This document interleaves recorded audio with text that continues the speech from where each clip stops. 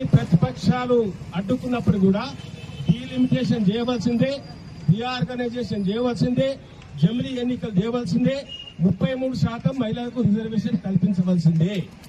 ఆ విధంగా ఎవరైనా అడ్డుకుంటే మహిళా లోకం ఒకటై అడ్డుకున్న వారి నడుము విరగొట్టవలసిందిగా ఈ సందర్భంగా నేను తెలియజేసి చీఫ్ అడ్డుకోవే ఆ విధంగా నానబెట్టాలి.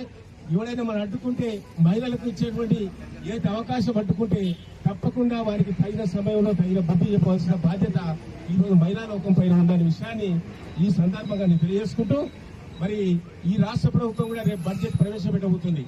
3 లక్షల కోట్ల రూపాయలు బడ్జెట్ ప్రవేశపెట్టబోతుంది.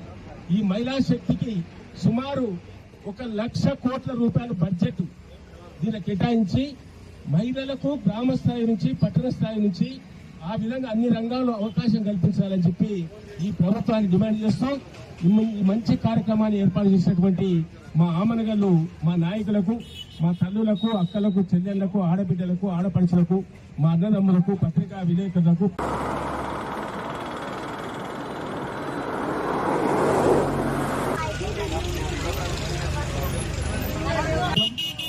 వారితో పాటు ఈ కార్యక్రమానికి చేసినటువంటి డిప్యూటీ అనురాధ గారికి, మార్కెట్ కమిటీ చైర్మన్ మన అంశాన్ని మన మాజీ ఎమ్మెల్యే జపాలను మాట్లాడాల్సిన కోరుతున్నాను.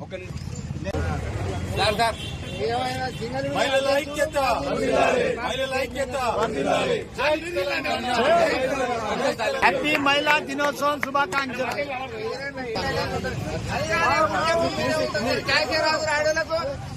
అందరూ